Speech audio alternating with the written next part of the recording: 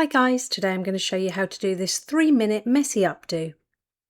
To start, I'm dividing the hair from the top of the head to just above the ears and clipping this out of the way on both sides of the head.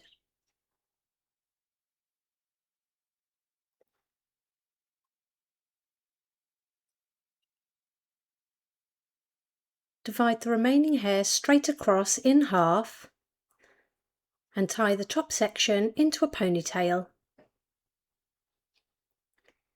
Then just clip this out of the way. Pull up the remaining hair as high as you can and secure into another ponytail. Add some texture spray all over the hair. I'll pop what I'm using in the description below. Taking the top ponytail, twist it gently towards the head, and I'm going to hold on to the top, bringing it from the right hand side over to the left. Secure this to the head with a few bobby pins, leaving the tail ends hanging down.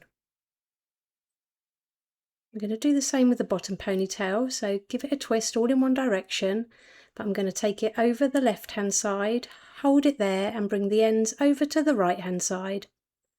Slightly overlap it with a twist above it, and again secure with a few bobby pins. Pinch and pull the hair to create more volume and texture. And with those side sections, I'm going to leave a little bit out to frame the face. With the rest of the hair, I'm going to give this a couple of twists towards the head, bring it to the side of the bun and secure with a pin. Take hold of those tail ends and again twist them towards the head, and I'm going to bring them over the bun to the opposite side and secure with a pin. Loosen up by pinching and pulling. Then we're going to simply repeat it on the opposite side, so leave some hair out to frame the face. Twist the remaining hair to the side of the bun and secure.